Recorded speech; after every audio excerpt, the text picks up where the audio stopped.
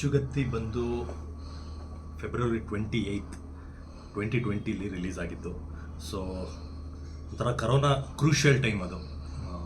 ಮೀಡಿಯಾದಲ್ಲೆಲ್ಲ Covid ಅಂತೆ, lockdown ಅಂತೆ, mask ಹಾಕಬೇಕು, ಸ್ಯಾನಿಟೈಸರ್ ಹಾಕಬೇಕು. ಸೊ ಜನ ಪ್ಯಾನಿಕ್ ಆಗ್ಬಿಟ್ರು ಆ ಟೈಮಲ್ಲಿ.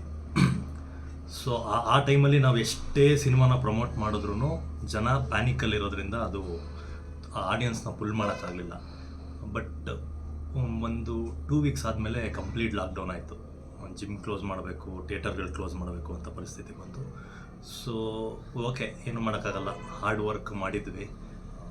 ಏನಾಗತ್ತೆ ಏನು ಅನ್ನೋದು ಗೊತ್ತಿಲ್ಲದ ಟೈಮು ಅಂಥ ಕ್ರೂಷಿಯಲ್ ಟೈಮಲ್ಲಿ ಎಲ್ಲರಿಗೂ ಪ್ರಾಬ್ಲಮ್ ಆಗಿತ್ತಲ್ಲ, ನಮ್ಗೆ ಸ್ವಲ್ಪ ಜಾಸ್ತಿನೇ ಆಗಿತ್ತು. ಯಾಕಂದರೆ ಬಿಚ್ಚುಗತ್ತಿಗೆ 4 ವರ್ಷ ಪ್ರಿಪ್ರೇಷನ್ ಇತ್ತು. 2017 ಎಂಡಿಂದನೂ ನಾವು ಪ್ರಿಪೇರ್ ಆಗಿ ಆ ಸಿನಿಮಾನ ಆ ಮಟ್ಟಕ್ಕೆ ಮಾಡಬೇಕು, ಆ ಚಿತ್ರದುರ್ಗದ ಕಥೆ ಹೇಳಬೇಕು ಅಂತ ಒಂದಷ್ಟು ಪ್ರಿಪ್ರೇಷನ್ ಇದ್ದಾಗ ನಮಗೂ ಎಲ್ಲ ಮನಸ್ಸಿಗೆ ಬೇಜಾರಾಯಿತು. ಸೊ ಅದಾದಮೇಲೆ ಪ್ರಾಣ ಉಳಿಸ್ಕೊಳೋದೇ ದೊಡ್ಡ ಟಾಸ್ಕ್ ಆಗೋ ಥರ ಆಗದಾಗ ಸಿನಿಮಾ ಎಲ್ಲ ಪಕ್ಕಕ್ಕಿಟ್ಟು ಕೋವಿಡಲ್ಲಿ ನಾವು ಇದಾದ್ವಿ.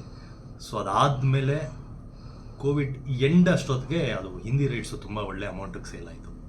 ಸೊ ಹಿಂದಿ ರೇಟ್ ಯಾವಾಗ ಒಳ್ಳೆ ಅಮೌಂಟಿಗೆ ಸೇಲ್ ಆಯಿತು, ನಿಮಗೆ ನಾರ್ತ್ ಇಂಡಿಯಾಯಿಂದ ಒಳ್ಳೆ ವ್ಯೂಸ್ ಆಯಿತು. 50 ಮಿಲಿಯನ್ ಆಗೋಯ್ತು, ಸಡನ್ನಾಗಿ 60 ಮಿಲಿಯನ್ ಆಯಿತು.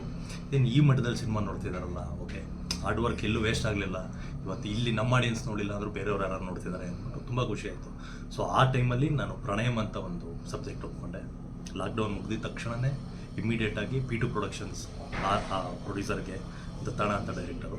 ಸೊ ಅದೊಂದು ಲವ್ ಸ್ಟೋರಿ ಕಂಪ್ಲೀಟ್ ಮಾಡಿದೆ.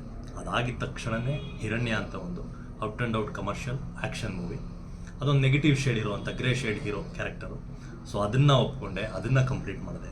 ಅದಾದಮೇಲೆ ಅಗೇನ್ ಗಜರಾಮ ಬಂತು. ಗಜರಾಮ ಸಿನಿಮಾ ಸ್ಟಾರ್ಟ್ ಆಗಿ ಇವತ್ತು ಇನ್ನೇನು ರಿಲೀಸ್ ಅಂತ ಬಂತು. ಸೊ ಅಂದರೆ ನಾನು ಆಫ್ಟರ್ ಬಿಚ್ಚುಗತ್ತಿ ಎಲ್ಲೂ ಇಡನ್ನ ಕೂರಲಿಲ್ಲ, ಬ್ಯಾಕ್ ಟು ಬ್ಯಾಕ್ ವರ್ಕ್ ಮಾಡ್ತಾನೇ ಇದ್ದೀನಿ. ಸೊ ಸಿನಿಮಾಗಳು ಕಂಪ್ಲೀಟ್ ಆಗಿದೆ. ಇನ್ಮೇಲೆ ಸಿನಿಮಾಗಳು ರಿಲೀಸ್ಗಳ ಮುಖಾಂತರ ಎಲ್ಲ ಪ್ರೆಸ್ ಮೀಟ್ಸ್ಗಳಲ್ಲೂ ಕಾಣಿಸ್ಕೊಂಡು ಸಿನಿಮಾ ಪ್ರಚಾರ ಸ್ಟಾರ್ಟ್ ಮಾಡ್ತಾ ಇದ್ದೀನಿ.